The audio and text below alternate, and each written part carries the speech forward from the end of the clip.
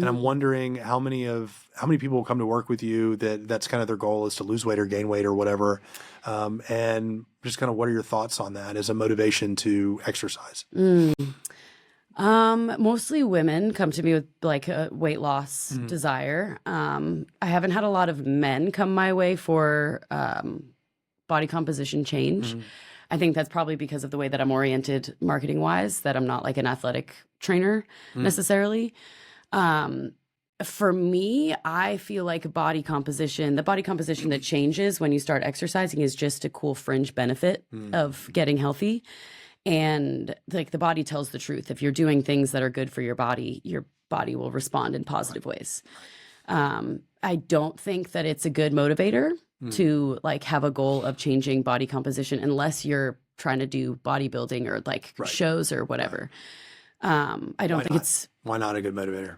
Because that type of person that enjoys the counting of macros, the science behind it is a very specific makeup of person, athlete, versus the average human that just wants to feel good, doesn't give a flying flip about that. They just want to feel good. And they think that the main goal is that they want to lose weight and look a certain way, but that is not going to be the thing that's going to keep them showing up. Because what actually happens when you're losing weight is like a first month in, you'll probably drop a bunch of the shit that you have been carrying for a long time. Water. A lot of water and maybe a little bit of stuff that was like right on the edge. Yeah. And then the second month, typically you're going to gain a little bit of weight. If you're constantly looking at the scale, you're going to gain a little bit because your body composition is changing. Your muscle mass is increasing. You're probably retaining a little bit of water because your body's trying to recalibrate to what this new way is. A lot of women, a lot of people in general will see the number go up thinking that their goal is to lose weight and fuck, this isn't working. I got to try something else or I got to do something else drastic.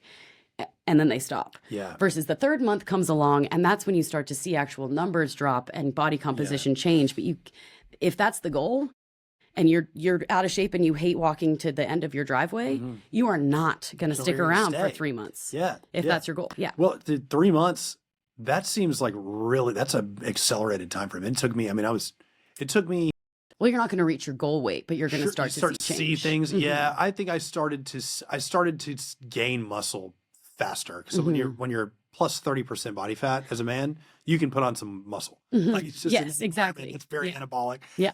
So you're gonna see the number go up. Yeah. Well, and so for me, and I was also looking at the number. I have massive fluctuations in body water. 5 pounds a day is no big deal for me. It's more than usual now. But when I was 250 pounds, that's what is it? 2.5% of body weight. Right. It's not a huge swing, and that's one bad day of eating.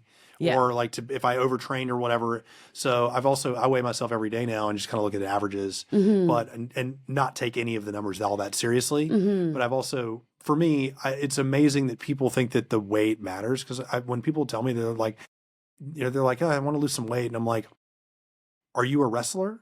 Like, are you in a combat sport where your weight matters? Like, are you a cyclist or would you like to look different? Right. Because the stuff that looks good tends to weigh more. Muscle weighs way more than fat. And it's a lot. I think a lot of women don't really grasp that either. They're like, oh, I want to lose this weight on the scale. And I'm like, well, if you don't eat anything, you don't eat enough, you'll lose weight, but you're not going to look better. You're not going to feel good at all. You're going to feel worse. You're going to rebound and end up weighing more.